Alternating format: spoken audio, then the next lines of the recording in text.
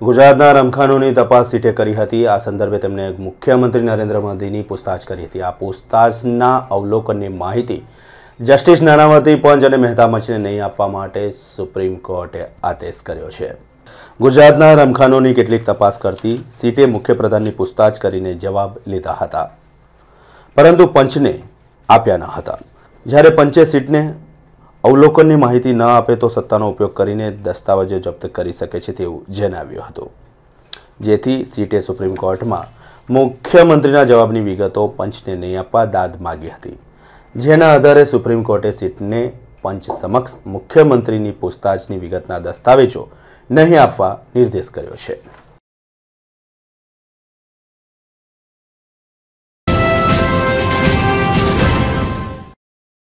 સુરત શહેરના એક એપાર્ટમેન્ટમાં ગેસ સિલિન્ડર ફાટતા 10 લોકોને ઈજા થઈ હતી।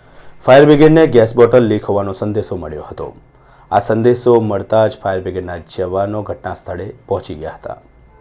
એપાર્ટમેન્ટમાં ટીમ દાખલ થતાની સાથે જ બોટલ ધડાકાભેર ફાટ્યો હતો। ફાયર બ્રિગેડના 4 જવાનો ગંભીર રીતના દાઝ્યા હતા। એટલું જ નહીં, 6 જણાને ઈજા પણ થઈ હતી।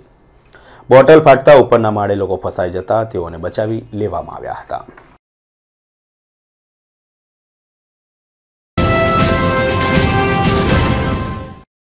ગુજરાત પ્રદૂષણ બોર્ડે વલસાડની 500થી વધુ હોસ્પિટલોને મેડિકલ વેસ્ટનો તાકીદે નિકાલ નહીં કરવા માટે નોટિસ ફટકારી છે। આ નોટિસ ફટકારતા જ તબીબી ક્ષેત્રે ભારે ખળભળાટ મચી ગયેલો જોવા મળી રહ્યો છે। ગુજરાત પ્રદૂષણ નિયંત્રણ બોર્ડે વલસાડની 500 જેટલી હોસ્પિટલને મેડિકલ વેસ્ટનો યોગ્ય નિકાલ નહીં કરવા બદલ નોટિસ ફટકારતા તબીબી આલમમાં ફફડાટ ફેલાયો છે।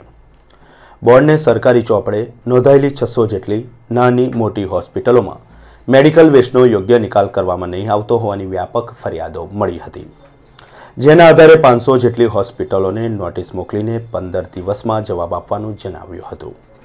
આ નોટિસ બાદ બોર્ડે નિયમોનું પાલન કરાવશે કે નહીં તે આગામી સમય જ બતાવશે, પરંતુ હાલ તબક્કે તો નોટિસ ફટકારી છે।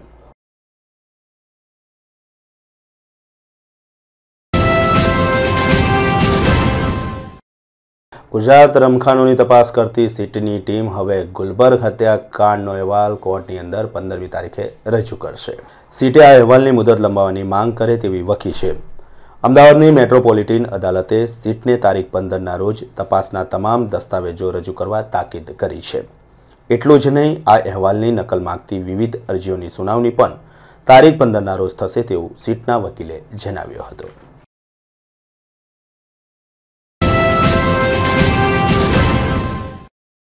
જેતપુરમાં કાર અને બસ વચ્ચે ગમખ્વાર અકસ્માત સર્જાતા 2 વ્યક્તિઓના ઘટના સ્થળે જ કરુણ મોત થવા પામ્યા હતા।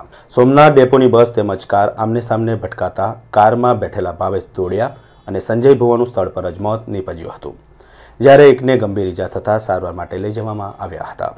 પોલીસે ગુનો નોંધીને વધુ તપાસ હાથ ધરી છે।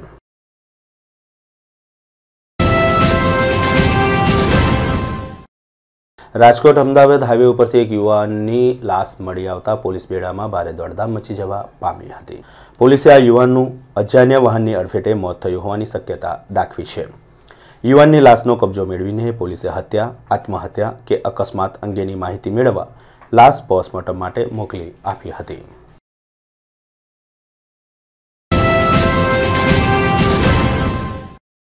ફતેગંજ સ્થિત ઈએમયુમાં પોતાની તાલીમ પૂરી કરીને હવાઈ માર્ગે પોતાના પરત વતન જતા એક આર્મી જવાનની સુટકેસમાંથી ફૂટેલા કારતૂસ મળી આવતા ભારે ખળભળાટ મચી ગયો હતો। આખરે પોલીસે તેની અટકાયત કરીને પૂછતાછ કરી હતી। ફતેગંજ સ્થિત ઈએમયુમાં તાલીમ પૂરી કરીને ફ્લાઇટ મારફતે મુખ્ય મથકે જતા આર્મી જવાનની બેગમાંથી ફૂટેલી કારતૂસ મળી આવતા પોલીસમાં દોડધામ મચી હતી।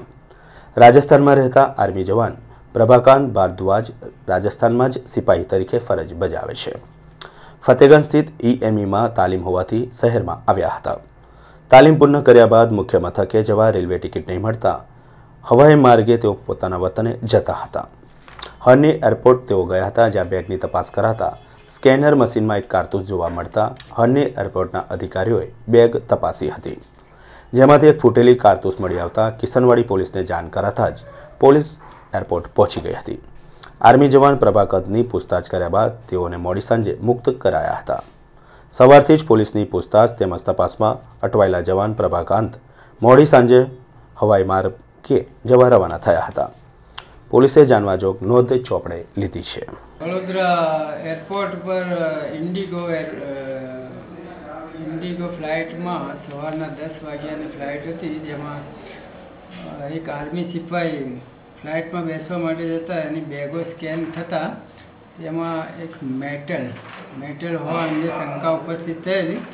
ઇન્ડિગોના સિક્યુરિટીએ પોલીસને બોલાવેલી। કિશનવાડી પોલીસ તરીકે અમે ત્યાં પહોંચેલા અને સિપાહીની બેગ ચેક કરતા તેમાંથી એક કાર્ટ્રીજ કોપર જે પાછળથી દબાવેલો હતો તે મળી આવેલો અને તેની પૂછપરછ કરેલી તો તે અગાઉ દિલ્હી ફરજ બતાવતા હતા ત્યારે રસ્તામાંથી તેમને મળેલા હતા, જે તેમની પાસે રાખેલો હતો।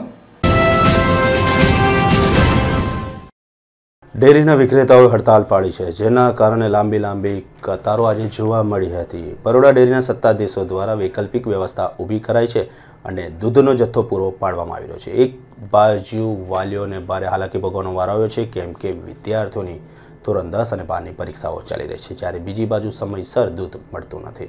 લાંબી કતારોની અંદર વાલીઓએ સમય વેડફવાનો વારો આવ્યો છે। કમિશન નહીં વધારવામાં આવે તેવો નિર્દેશ આડકતરી રીતના ડેરીના સત્તાધીશોએ કર્યો છે। કમિશન યોગ્ય જ આપવામાં આવે છે અને પડતર માંગણીઓ પણ સંતોષાય છે તેવું ડેરીના સત્તાધીશોનું કહેવું છે। આગામી દિવસમાં આંદોલન કેટલું વેગવંતું બને છે તે તો સમય જ બતાવશે, પરંતુ વિક્રેતાઓના હડતાલના પગલે શહેરીજનો અટવાઈ ગયા છે। બરોડા ડેરીના દૂધના વિતરકોની હડતાલને પગલે શહેરીજનોને ભારે હાલાકી ભોગવવી પડી છે। જો કે આજે સવારે ડેરી દ્વારા વૈકલ્પિક વ્યવસ્થા કરાતા મોટાભાગની જગ્યાએ પુરવઠો રાબેતા મુજબ મળ્યો હતો।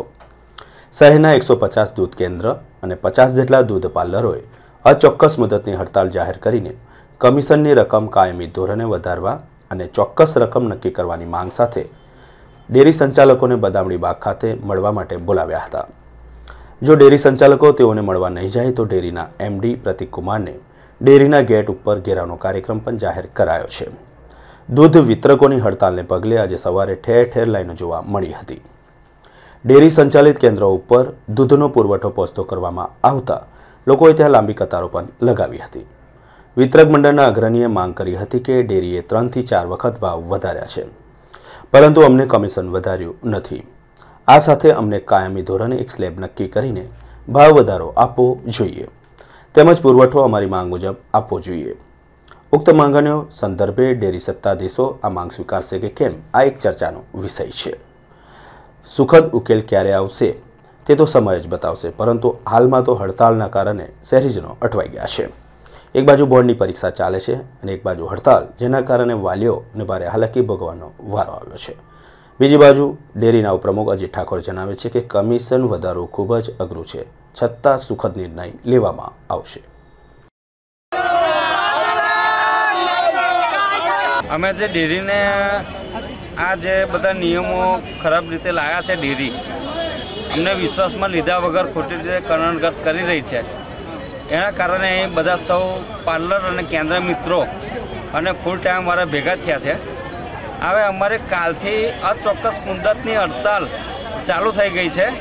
એમને જે કંઈક મિટિંગ કરવી હોય અમારી સાથે એ આવતીકાલે 12 વાગે અમે બદામડી બાગ ફરી ભેગા થવાના છે।